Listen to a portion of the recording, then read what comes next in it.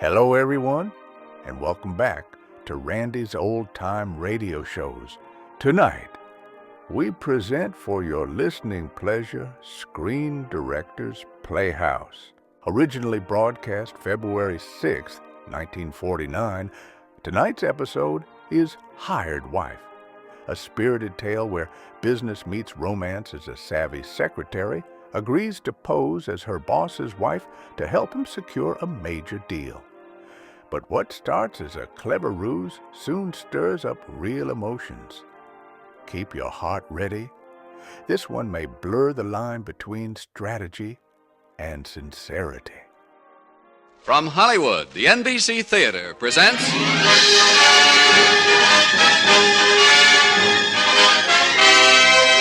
Screen Directors Guild assignment.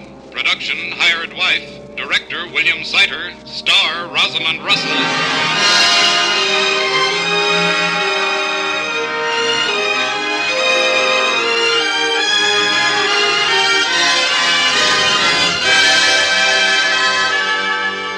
This is the Screen Directors Guild presentation of Life as It Is Lived by a Private Secretary.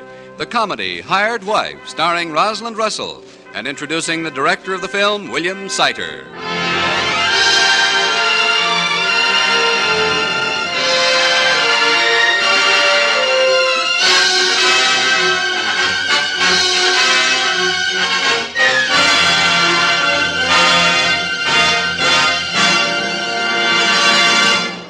Tonight, it is the privilege of the NBC Theater to introduce a man whose profession is the relentless pursuit of that titillating will-o'-the-wisp known as motion picture comedy. The hunt has been a remarkably successful one, for as a screen director, he has employed his unusual abilities to create some 175 films, most of them designed for laughter. You've seen his director's credit on such pictures as Roberta, Up in Central Park, The Affairs of Susan, One Touch of Venus, and tonight's story, Hired Wife. Ladies and gentlemen, Mr. William Seiter.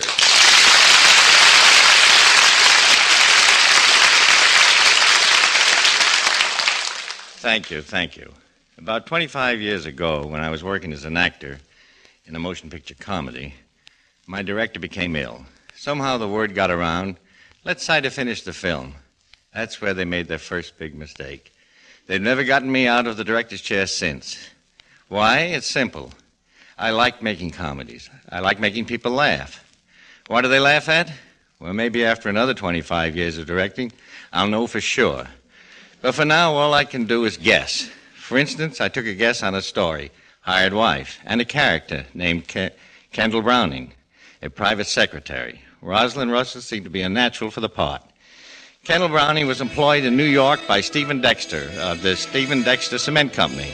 With her horn-rimmed glasses and poised pencil, she was efficiency personified. Her boss was sublimely unaware that his perfect secretary was also a beautiful woman. And, of course, Kendall was in love with him. But every spring, she watched him go off in a romantic toot, some come home with his heart in a sling. So one April, when Stephen had fallen into the clutches of a man-eating blonde named Phyllis Walden, Kendall decided to take matters into her own hands. What happened to that is one of the reasons I like making comedy. Oh, Kendall. Yes, Mr. Dexter? Phyllis Walden, the model, will be dropping in to discuss an advertising contract. Yes, Mr. Dexter. Please show her in as soon as she arrives. Very well, Mr. Dexter. Phyllis Walden. Miss Cement Bag of 1949. I've got a good mind to toss her out on her shell pink ear. Yes? Phyllis Walden is here to see Mr. Dexter. Tell her that Mr. Dexter will see her right... Oh, no. No. Send her in to see me. I'm probably going to hate myself for this in the morning. You're Stephen's secretary? Yes. I'm Kendall Browning, Stephen's private secretary. I'm Phyllis Walden. Miss Walden, I've some bad news for you. Oh? Mr. Dexter was going to put you on his cement bag. What? As a model, I mean, for advertising. Go on. Well, the deal is off. Mr. Dexter changed his mind about it just before he left for Chicago. Chicago? Oh, what did he say? Well, if you really want to know, he said, Tell Miss Goofy Pan she can't peddle her kisser to Steve Dexter. What? Yeah, that's right. Kendall, is Miss Walden here? Why, Phyllis, darling, come in. Well, Stephen, my. But that was a fast trip to Chicago. Chicago? What are you talking about? No, don't get excited, Stephen. When you finish with Miss Walden, I'll explain.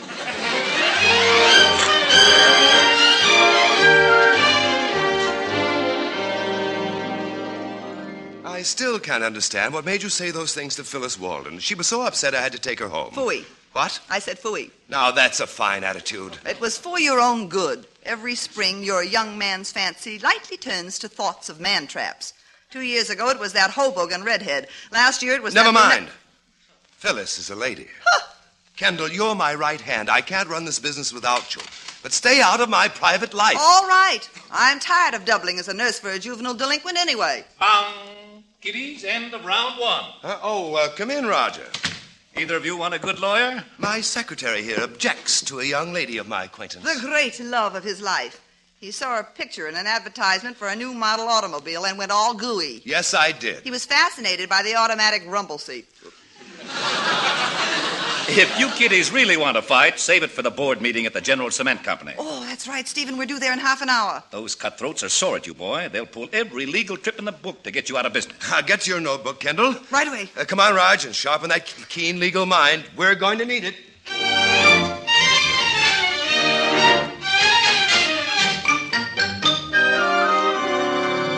Dexter, we offered to buy your company at a fair price. The price wasn't fair, Mr. Hudson, and you know it. We gave you a chance to come in with us, but you chose to fight. That's right, Latimer, and I'll keep right on fighting. But not for long. We're bringing an injunction against you the first thing in the morning. Dexter will tie up every penny you own. It's a technicality, It's a trick. unfair. Well, of course it's unfair, but it's legal, and there's nothing you can do. Right, Hudson? Right. Oh, Stephen.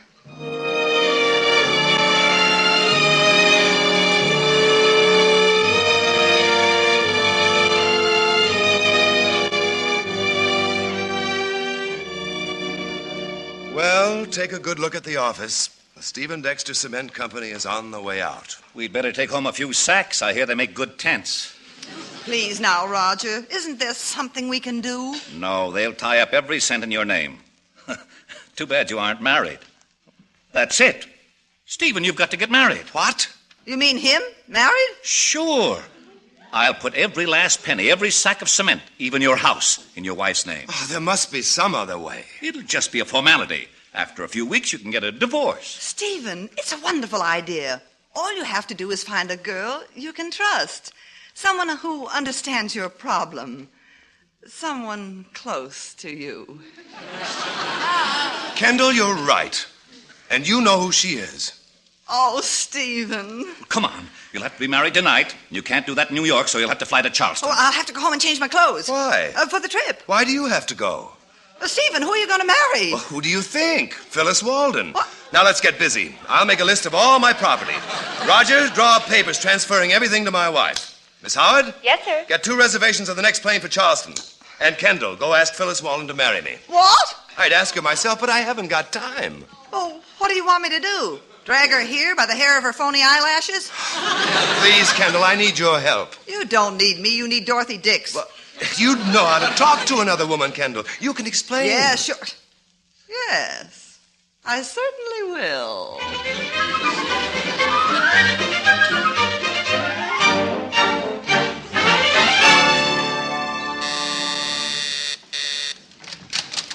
Oh, it's you. Goodbye. Oh, wait a minute. Mr. Dexter sent me. Well, come on in. I'm dying to hear what you have to say. Your lies are so corny, they're fascinating. This one'll knock you out.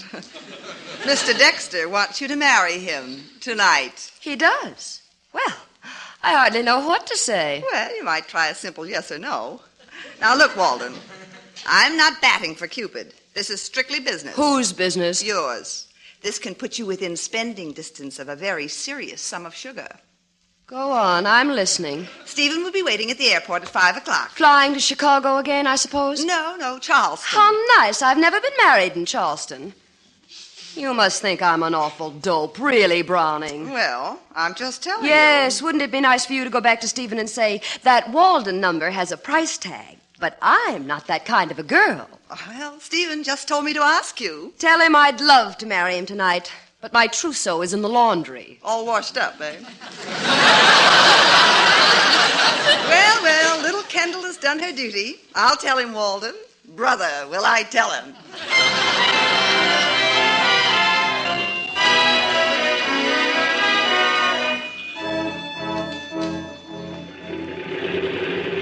Roger, our plane leaves in 5 minutes. I wonder what's keeping Phyllis. Will you stop having pups? You know you can count on Kendall. Steve! There's Kendall, but Phyllis isn't with her. Steve, Phyllis said no. You mean she won't marry me? Well, now you can't blame her. No woman wants to get married just for a favor. Well, it was a nice business while I had it. You haven't lost it, Steve. All you have to do is marry somebody. Yes, but who? Well, don't look at me. I can't cook. Now, look, Steve, look.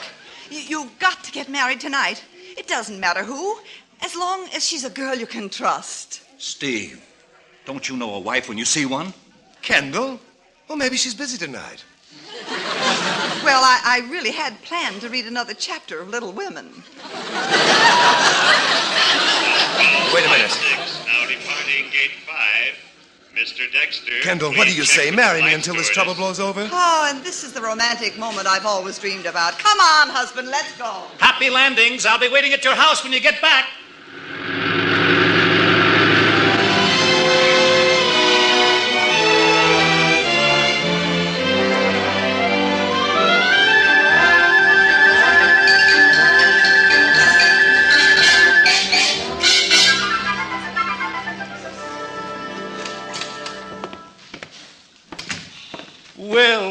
Well, the bride and groom return. Welcome. Hello, Roger. Here we are. I couldn't find the rice, so I got out a box of cornflakes to throw at you. Well, go ahead and throw them. I can't. I ate them while I was waiting. Did you bring those papers with you? Yes, right here. Where do I sign? On this line. That does it. Congratulations, Stevie boy. You're now a pauper. I'll have the transaction recorded. If there's anything you need, Stephen, just ask your wife. Good night. Fine friend he is. He didn't even stay to drink a toast to the bride. Never mind. I'll drink it for him. Then you better run along. Oh, well, I am pretty tired. You're a real friend, Kendall. And thank you for marrying me. You're welcome, I'm sure. Oh, Stephen, let's not kid about it. I know it's just a business arrangement, but it is marriage. I'm glad I didn't know it was going to be like this. Kendall. Yes, Stephen? Right now, I'm rather glad I married you. Oh, no, Stephen, don't. You're my wife. Not because you wanted me. I'm a substitute for Phyllis Walden. Phyllis Walden would be Mrs. Dexter tonight if I hadn't made her refuse your bid. My bid? Yes, the way I put it. I knew she turned me down. No woman likes to admit that she's up for sale, even if she is. You mean you made Phyllis believe I thought I could buy her? Well, you double-crossing little... Stephen, remember, you're a Harvard man. Stop acting so confounded married. We are, you know. Don't take advantage of a technicality. And go home. Why, Stephen, where am I? Will you please get out of my house? Your house? All right. If it's a fight you want, you'll get one. Stephen, you're in no position to fight. Are you going? Yes, but I'll be back. And in the meantime, don't get any cigarette burns on my rug. Kendall. Yes, Stephen? You're fired. Yes, Stephen. Stephen? What? You're broke. Everything you own belongs to me, Mrs. Stephen Dexter. Good night.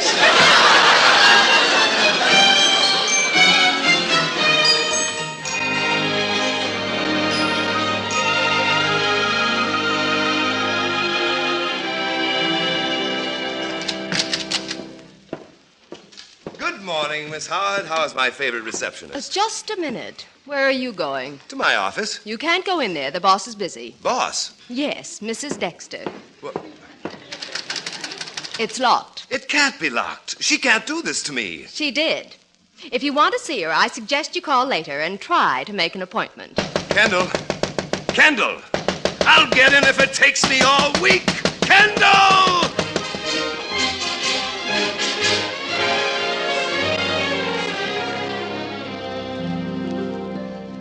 Well, Mr. Dexter, you back again? How long can this go on? I've been here every day this week and she wouldn't see me. But this is Friday and I'm getting in. Mr. Dexter, what are you hiding behind your back? This! Mr. Dexter, put down that axe. Stand aside. Oh, but there's something you ought to know. Out of my way! There. Mr. Dexter, I tried to tell you, your wife's out to lunch. Oh. Did she leave any message? Yes. She said you were to have all the money in the petty cash box for meals. Ah, food at last. How much is there? 1 dime, 3 Lincoln pennies, and a 2-cent stamp.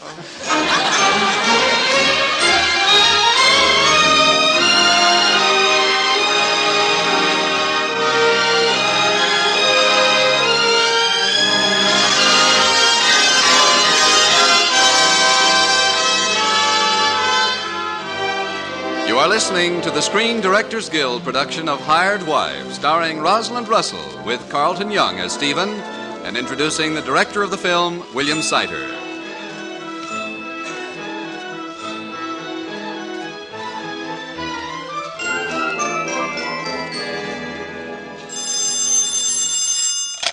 Mrs. Stephen Dexter, Cement Company.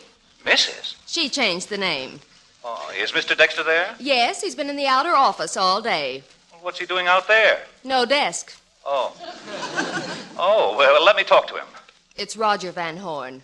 Roger, a fine lawyer you are. You got me into this mess, and now I never see you. Don't complain. I saved your business, didn't I? Ha! Save my business. I haven't got a business. I haven't got an office. I don't even have a desk. Something wrong? It's Kendall. She's thrown me out.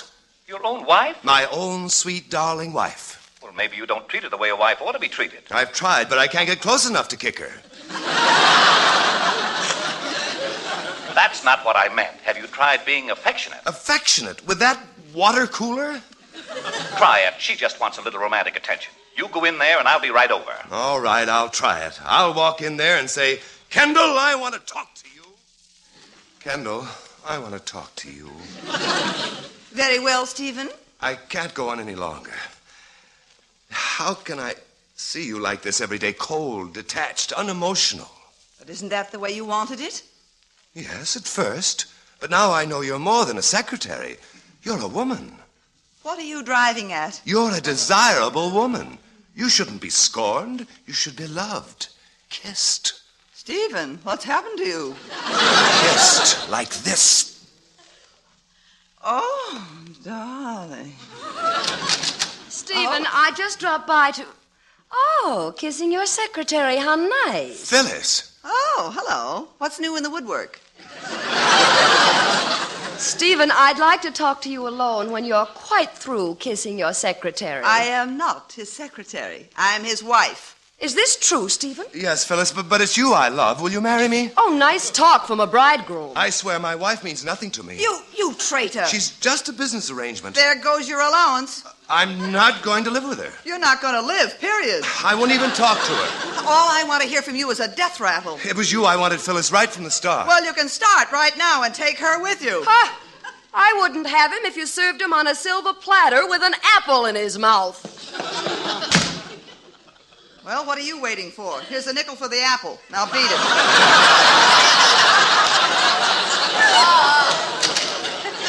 What was that just whizzed by? Out of the way, Roger. Mr. Stephen Dexter is on his way out. Oh, no, he isn't. I've got a surprise for you kids. Nothing could surprise me now. Oh, yeah? Well, try this on for size. Someone tipped Latimer of General Cement that your marriage isn't bona fide. It isn't. It's an optical illusion. If they can prove that, we're sunk. They're bound to check up on you. Kendall, go home and start packing. Good. Ship her away. Away nothing. I'm shipping her to your house. My house? My house? Naturally, your house, your house. Would I move into Roger's house, Roger's house? Well, I won't do it now. That's asking too much. Oh, I don't know. Most newlyweds put up with it. But think of the position it puts me in. Yes, naturally. We Dexters prefer death to dishonor. Well, what about me? What'll I tell my husband? Not you, the next one I'm going to marry. No. Very well, prudes. I'll see you in bankruptcy court. Now, look, if you're going to be scaredy cats, invite some respectable relative or friend to stay in the house and referee. That's an idea. Roger. Oh, no. Now, wait a minute. You can't do this to me. No, no, no!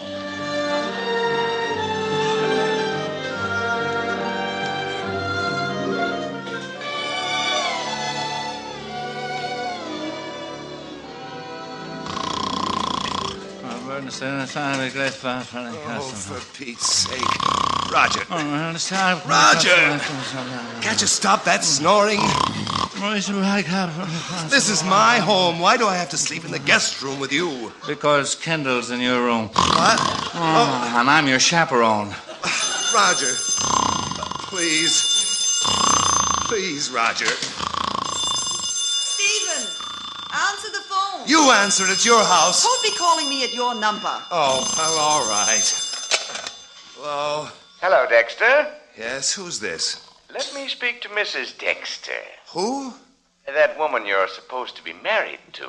Oh, her. Wait a minute. It's Latimer. Oh. Hello? Mrs. Dexter? Yes, Mrs. Stephen Dexter. This is Latimer of General Cement. Oh, yes, Mr. Latimer.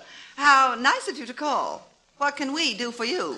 Well, frankly, Mrs. Dexter, we doubted that you and your husband were really living together, but since you are, let me congratulate you. Thank you. Let me talk to Mr. Dexter. Yeah. Hello, Latimer. You beat our injunction, and we're ready to make a deal. Fine. I'll call you tomorrow. Good night. Well, what do you know? They're licked. Finished. Oh, Stephen, that's wonderful. I'm so glad. So am I. Now I can get a divorce. If you hurry and pack, you've just got time to make the 2 o'clock plane for Reno. I am not going to Reno. That's a good girl. What do you mean you're not going to Reno? I've suddenly decided I like being Mrs. Stephen Dexter, that's all. But I want a divorce. Well, whistle for it. Oh, my toe! You slammed the door on my toe! What are you doing out of bed? Oh, Latimer called. Checking up, eh? Yes, we're making a deal. Oh, we beat him. Now I want a divorce. Would you mind waiting until morning? How long will it take? Is Kendall willing? No, she isn't. If she fights... And she will. It'll take years. How many? 5. Good.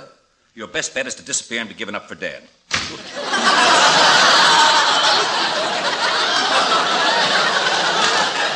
Of course, that's just a curbstone opinion. Now come to bed, Stephen. See? You're stuck with me. So, you like being Mrs. Stephen Dexter, hmm? Well, I thought I did. Come here, Mrs. Dexter. Stephen, don't you dare touch me. I'm going to shower you with all the kisses a wife deserves. Stephen! Steve! Oh, don't! I wish you'd make up your mind. How can I get rid of this woman? Well, not that way, old boy. There is a way, though, an annulment. How soon can I get one? A few weeks. We'll just have to show it's been no marriage. Well, you can testify to that. I'll start proceedings tomorrow. Well, Kendall, that closes the book. I guess it does. I'm going home, Stephen. Good. Then I'll get a good night's sleep in my own room. What about your things? I'll call for them in the morning. Stephen. Yes? It has been kind of fun, hasn't it? Fun? Yes, I guess it has at that. I'll call cab for you. All right, Stephen.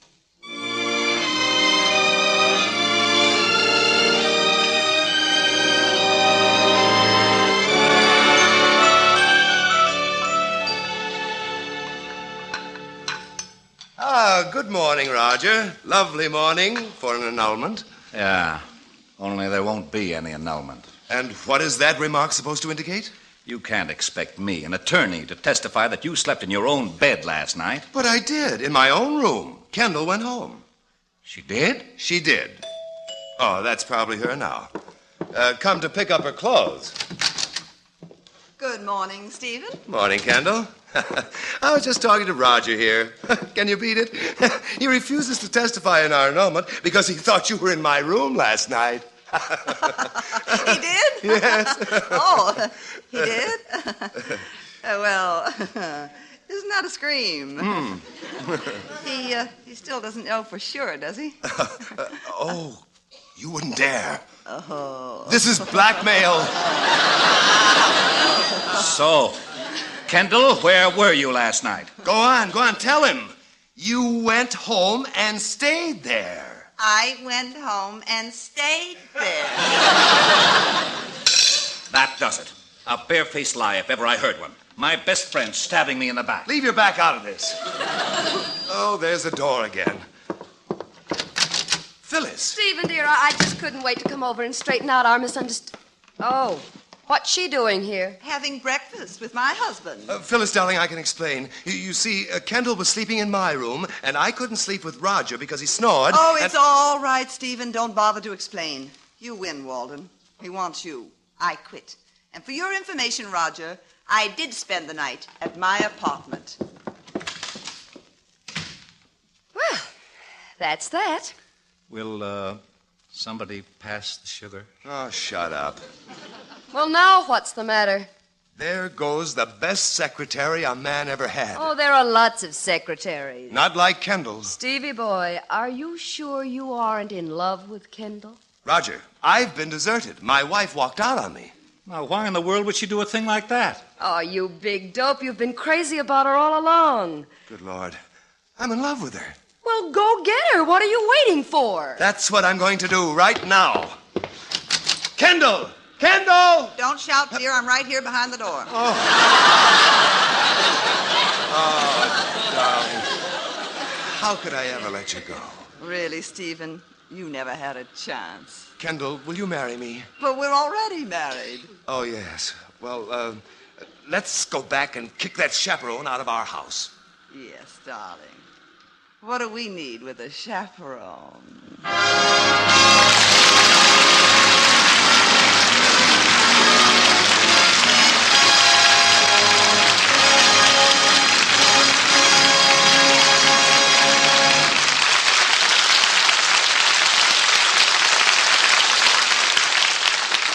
The NBC Theater has presented the Screen Directors Guild production of Hired Wife, starring Rosalind Russell, with Carlton Young, and introducing the director of the film, William Seiter. Next week, as every week, the NBC Theater brings you another great film drama with its original team of director and star. The memorable Lloyd C. Douglas story, Magnificent Obsession, starring Irene Dunn, and introducing screen director John Stahl. And now, here again are tonight's stars, Rosalind Russell and Carlton Young, and screen director William Seiter.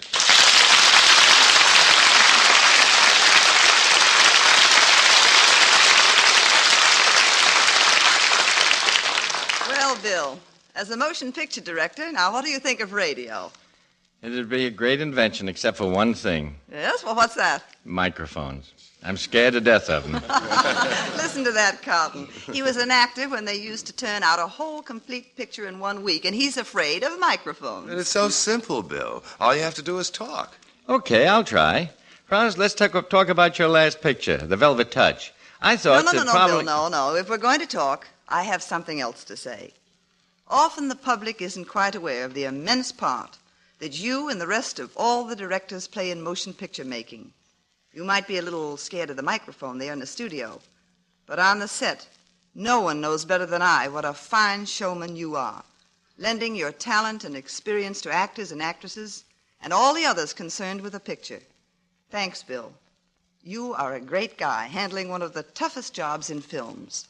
Well, after a compliment like that, Ros, not even a microphone scares me.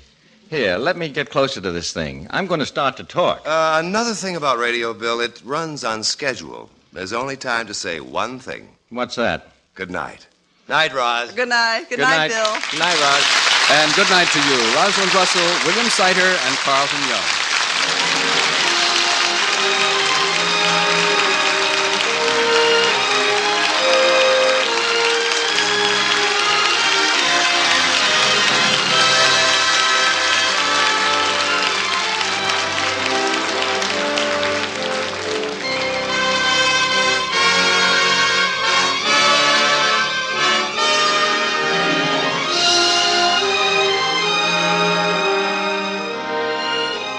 Also heard on tonight's program were Ed Begley, Joan Banks, Fred Shields, Herb Litton, Dan Riss, and Betty Moran. Script was by Richard Allen Simmons, and original music was composed and directed by Henry Russell. Production was under the supervision of Howard Wiley. Associate producer Bill Karn. Your announcer has been Frank Barton. Hired Wife was presented through the courtesy of Universal International Pictures, soon to release the new comedy hit The Life of Riley, starring William Bendix as Riley. Rosalind Russell is currently starring in the independent artist production The Velvet Touch, released by RKO. Listen again next week when the NBC Theater presents Screen Directors Guild assignment. Production, Magnificent Obsession. Director, John Stahl. Star, Irene Dunn.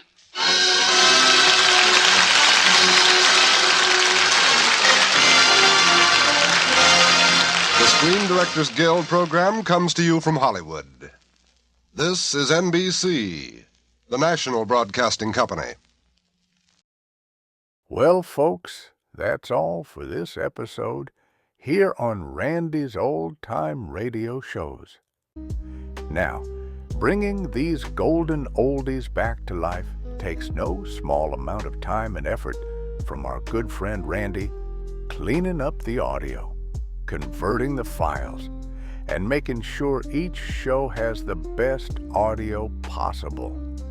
If you've enjoyed the program and you'd like to help keep these classics on the airwaves night after night, why not consider a small donation? Every penny goes straight to supporting Randy's work and helping this channel stay on the air. You'll find the links down in the description below. And for those of you kind souls who've already given, Randy tips his fedora to you. Your support truly keeps this old radio spirit alive. Thanks ever so much. And until next time, keep those dials tuned and keep the memories rolling.